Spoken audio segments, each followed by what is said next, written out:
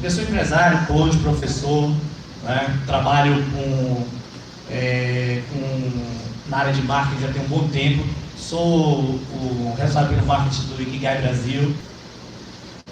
Eu vim aqui para contar uma história para vocês, né, sobre escuta. E ela se remete à nossa escola técnica. Tem até um amigo meu aqui que fez escola técnica comigo, Silvano. Olha aí o Silvano, colega de época de escola técnica. Em 1988, né, eu na saudosa escola técnica. E aí eu tinha um amigo, né, que toda vez que a gente conversava, ele trocava ideias, ia lá e tal. E aí eu estava conversando com ele, daqui a pouco ele virava a cara. Ia conversar com outra pessoa. Aí eu tocava assim no ombro dele e tal. Aí ele virava e tal, beleza. Às vezes eu conversando com ele, tocava no ombro dele. Até que um dia ele virou para mim e falou assim: seja interessante.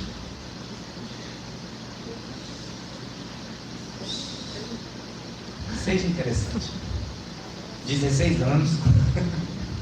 Quer dizer, só uma foto, né? Que as fotos espontâneas elas ficam mais legais, né? Então ele virou para mim e falou: seja interessante. Isso aos 16 anos eu ouvi. Pensei, um menino de 16 anos, né, cheio de espinha no rosto, ouvi um seja interessante.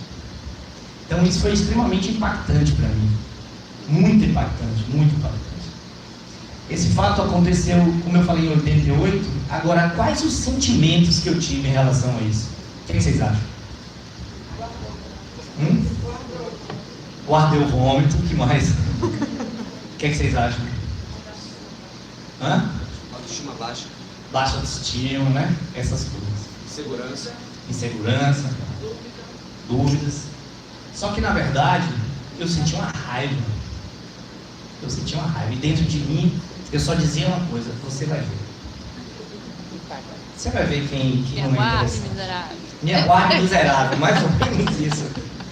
Me aguarde. E eu caí para dentro do conhecimento. Eu comecei a estudar, eu comecei a ler, eu comecei a me informar de tudo. E eu comecei a ser interessante. E minha busca era por ser interessante. A coisa foi andando de tal forma que às vezes o pessoal chegava no final de semana, em vez de contar para as outras pessoas como é que foi o final de semana, contavam para mim, para eu contar para as pessoas. Aí na hora eu dizia assim: puxa, aconteceu um negócio, vocês querem saber com lenda ou sem lenda? O pessoal: com lenda. E aí eu contava aquelas histórias e tal, e eu estava começando a me tornar interessante. E eu me dedicava muito a ser interessante. E comecei a ouvir: nossa, como ele é inteligente. E eu comecei a me sentir inteligente, eu comecei a me sentir, sabe, nas nuvens. E eu me deparei com algo chamado ego. Eu não tinha ideia que na época eu estava, na verdade, alimentando, né, esse lobo faminto chamado ego. E eu comecei a me deparar com vaidade, comecei a me deparar com arrogância. Né? Na época eu também comecei a malhar, eu não aguentava ver um carro, né? Eu ia andando assim, via um carro, dava aquela parada, dava aquela olhada assim no carro e seguia adiante. Né? E eu queria ser melhor que. Meu objetivo era ser melhor que. Eu queria ser melhor do que alguém, eu queria ser melhor do que o outro, eu queria ser mais isso, mais aquilo, eu queria ser o melhor aluno da sala. E eu comecei a usar réguas de comparação. Eu comecei a me comparar com os outros. Eu comecei a me comparar. E querendo ser o melhor, sempre o melhor. Eu não queria ser o segundo, eu não queria ser o terceiro, eu queria ser o melhor. E eu percebi que conhecimento sem consciência é uma mente sem alma. Você pode ser muito inteligente, você pode ter muito conhecimento, mas você é oco, você é vazio. É como se você estivesse numa estrada maravilhosa. Eu estava trilhando um caminho bacana, mas pelos motivos errados. Afinal de contas, o caminho do conhecimento é um caminho excelente, mas eu estava lá pelos motivos errados. Eu estava lá para mostrar que eu estava lá para ser melhor que. E foi então que em 2011 eu tive uma ideia, né, de um projeto chamado Busca Social, que não andou, mas esse não é o caso. E eu recebi um e-mail dizendo assim, keep up the great work, ou seja, continue esse bom trabalho. E quem me mandou esse e-mail foi justamente aquele mesmo amigo meu que em 1988 falou que eu sei interessante. E aí eu mandei isso para ele, porque ele trabalha com computador, né, análise de processamento. Eu mandei para ele, ele achou, adorou o trabalho, adorou. E isso foi em 88, aquele fato que aconteceu na minha vida, eu tinha atrelado a ele um sentimento negativo. Então todas as vezes que eu me remetia àquele fato de 88, eu fazia tipo a tia, né, que a Ana falou.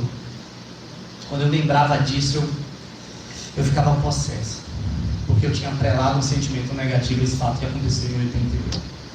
Mas em 2011, quando aconteceu esse novo fato, né, eu percebi outros sentimentos ligados àquele momento, que era sentimento de felicidade, sentimento de compartilhamento e um sentimento de que eu era aceito. Isso para mim foi importante, foi libertador, né?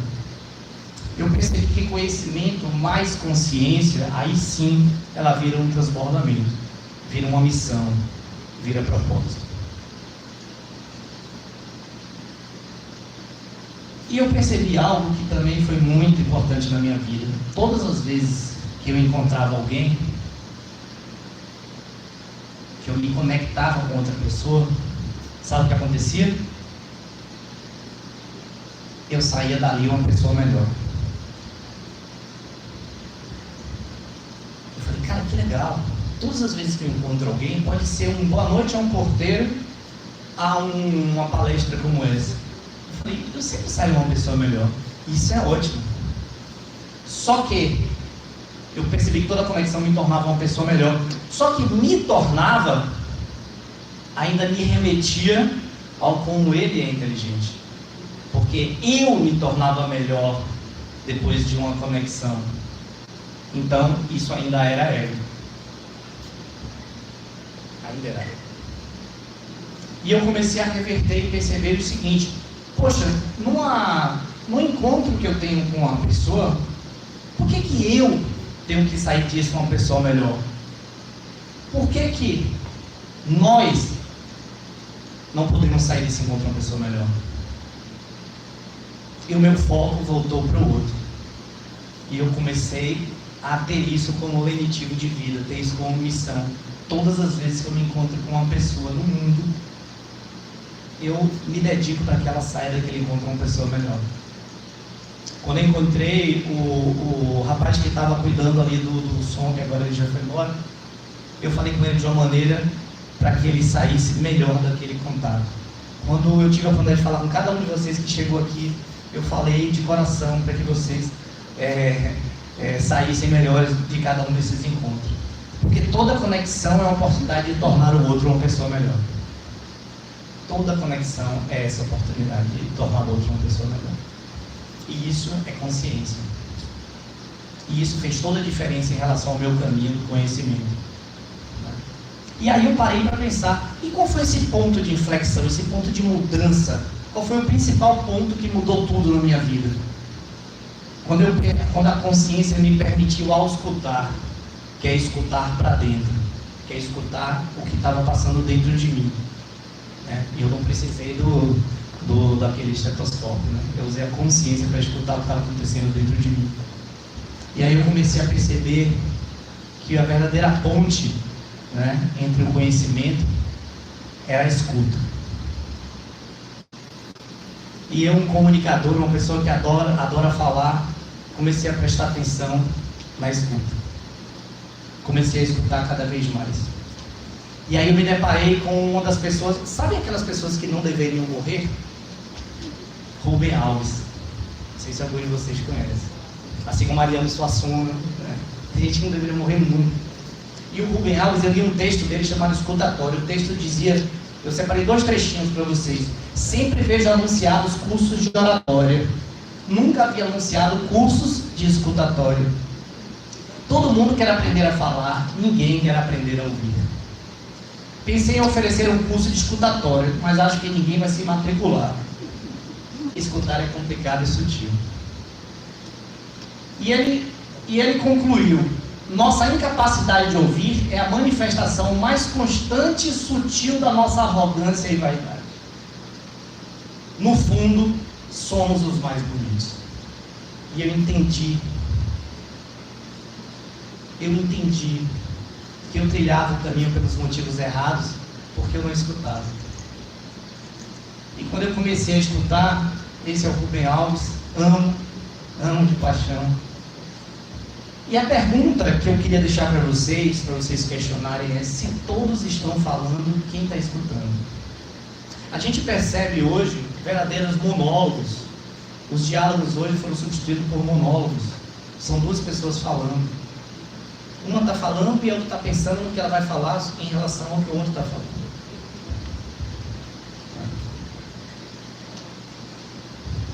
E eu não sei se vocês... Fábio, por gentileza, me fala uma frase em russo. Por que você não consegue falar uma frase em russo? Porque nunca aprendeu russo. Então a gente só fala aquilo que a gente sabe. Se a gente só fala sobre aquilo que a gente sabe, então quando é que a gente aprende? Como eu disse.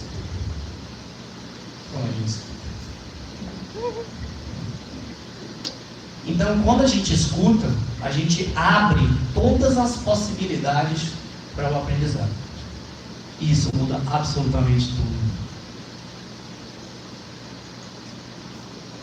Quando a gente vai conversar com outra pessoa e você está tomado pelo seu ponto de vista, quando você defende um ponto de vista, você está cheio, como uma xícara cheia. Vocês já experimentaram pegar uma xícara cheia de chá e colocar café? O que vai acontecer com isso? Vai ficar uma mistura horrível, né? Então, quando a gente defende um ponto de vista, a gente defende esse ponto de vista, ou também defende um ponto de vista, e ninguém aprende. Por outro lado, quando você expõe um ponto de vista, e o outro do outro lado também expõe um ponto de vista, nós dois nos tornamos suscetíveis a aprender um com o outro. Tal qual um grande banquete. Então, uma conexão para mim hoje é como se fosse um banquete. Então eu digo assim: Fábio, meu querido, isso, eu exponho. Ele expõe também o ponto de vista dele. E nós vamos nos servir daquilo na quantidade e naquilo que nos for, apetitoso. Eu não quero convencer, sabe? E o que a gente pode fazer para escutar melhor? O que a gente pode fazer para escutar melhor? O primeiro é o estado de presença, é estar onde a gente está. Muitas vezes a gente não está onde a gente está. A pessoa fala algo para a gente ouve aquilo e já começa a lembrar que aquilo me remete a tal. Eu já não estou mais ali. Se eu já não estou mais ali, eu não posso estar escutando, porque eu não estou naquele lugar onde eu deveria estar, né? Então eu preciso de silêncio. E silêncio não é boca fechada somente, né? A gente tem que avançar um pouco mais e ir até a quietude, que é também acalmar os nossos pensamentos. Porque você pode estar de boca fechada e pensando, né? Porque, tudo bem, o pensamento às vezes escapa um pouquinho. Quem aqui já foi, né? Já voltou várias vezes durante essas palestras de hoje? Ok, tudo bem. A gente acolhe, mas a gente volta para o momento presente. O segundo é o não julgamento, né? Que até já foi citado aqui, a questão do não julgamento. Porque toda vez que a gente julga, a gente está usando o quê? As nossas regras. Lembra da régua? Pois o objetivo é a gente quebrar nossas regras. Uma outra coisa que eu aprendi é porque eu dizia assim: eu não gosto de tal assunto, eu não gosto de tal assunto. Quando você fala eu não gosto de tal assunto, quem está falando? O ego. Porque se você vai escutar o outro, importa qual é o assunto que você gosta? Não. Você apenas vai escutar aquilo que a outra pessoa tem a dizer. E o terceiro é a intenção positiva.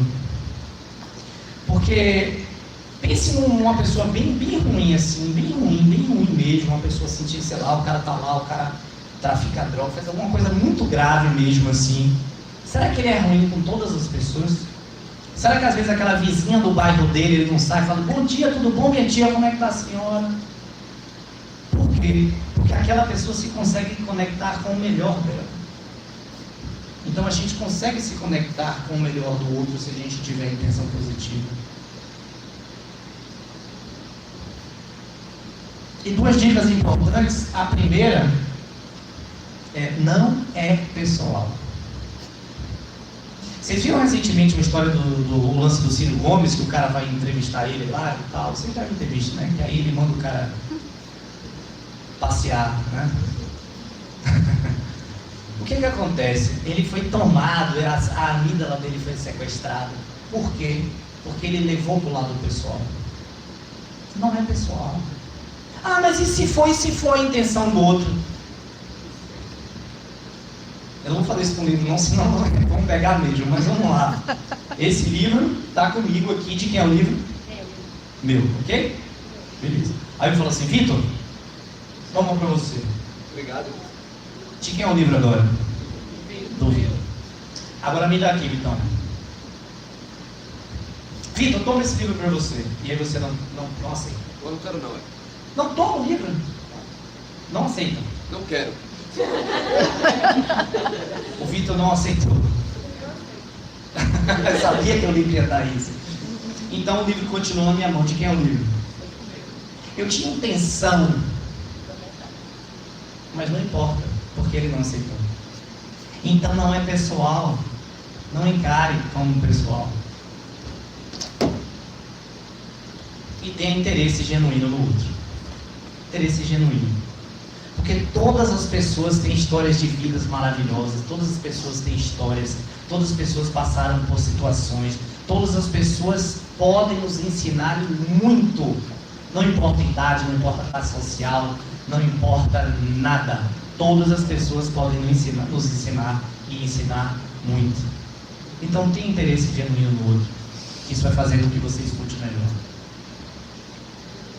E depois disso tudo, a gente tem 5 passos para entrar em estado de aprendizado potencial através da escutatória. O primeiro é ouvir. Ouvir é usar mesmo a capacidade auditiva, é focar a sua audição, só isso. Nesse momento ele está ouvindo uma tosse, ele está ouvindo um ar-condicionado, mas vocês estão colocando a acuidade auditiva de vocês, né, na direção do que eu estou falando. Ouvir, só isso. Se você estiver num ambiente com muito barulho, você não consegue ouvir, ok? O segundo passo é o escutar. Escutar já carece de atenção, já carece de presença, já carece de empatia. A gente demonstra que está escutando de várias maneiras, inclusive com o nosso corpo, inclusive com o nosso olhar. Imagina que a Renata está falando comigo, é um assunto muito importante para ela, e eu estou assim, será mesmo que eu estou escutando? Quantas vezes alguém já foi falar com você e você, né, agiu dessa maneira? As pessoas precisam muito ser escutadas, muito, muito, muito. A terceira é entender. Entender é usar a parte racional do cérebro da gente, entender mesmo o que o outro quer dizer, né? E utilizar a compreensão. Porque entender é o que, é como o outro está falando, e a compreensão é por que ele está falando o que ele está falando. Entende? E por último, expandir a consciência, porque a gente vai aprender que a gente não escuta só com os ouvidos. A gente escuta com o olho, a gente escuta com o corpo, a gente escuta com a presença, a gente escuta de todas as maneiras. E os benefícios que isso pode trazer para a gente? Primeiro, que a gente vai passar a identificar oportunidades de aprendizado que a gente não fazia ideia que existiam, né? A oportunidade de aprendizado potencial. E a gente vai passar a aproveitar essas oportunidades. Porque várias conexões que você não dava valor, agora você vai valorizar ela de modo diferente. E a gente vai aprender muito com outro. E até criar oportunidade, porque estar em estado de aprendizado potencial é entender que você pode criar uma oportunidade de aprendizado em todo e qualquer momento no seu dia. E para finalizar, a gente pode aumentar essa capacidade, né, de aprendizado através da escuta. A gente pode aumentar o resultado positivo de todos os nossos relacionamentos. Imagina se eu tivesse esse grau de consciência na faculdade, se eu tivesse escutado dessa maneira cada aula, cada momento com meus colegas, né? Mais empatia. Quem escuta, nossa, que cara legal, nossa, que companhia agradável. Às vezes você não bateu a boca, apenas você escutou com atenção. E isso torna a gente mais feliz. E a escuta é o meu Ikigai. O Kiko fala muito de que a gente tem a Ilha das Dores e a Ilha da Felicidade. São duas ilhas.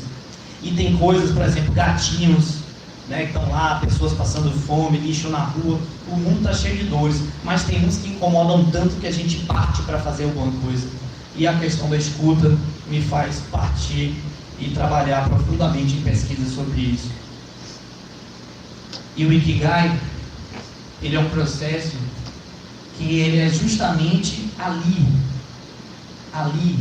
o meio entre o que eu amo fazer, o que eu sou bom em fazer, o que eu posso ser pago para fazer e o que eu gero resultados positivos no mundo. Então o meu Ikigai é esse. A busca pelo autoconhecimento através da escuta. Então, escute o Ikigai em vocês, que ele tem algo muito importante para dizer para vocês. Obrigado.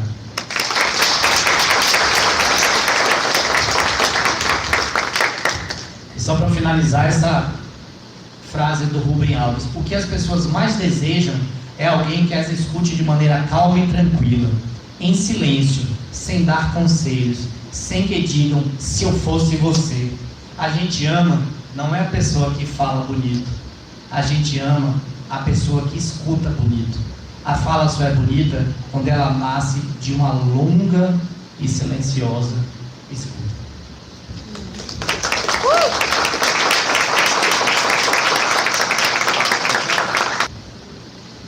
Pessoal, eu vi o... Lembrei do programa do João, né? Eu fiquei emocionado. Eu queria agradecer imensamente a presença de todos vocês, né? A gente preparou isso com muito carinho. E o Ikigai Talks, ele vai acontecer periodicamente, uma vez por mês. E gratidão enorme pela presença de todos vocês.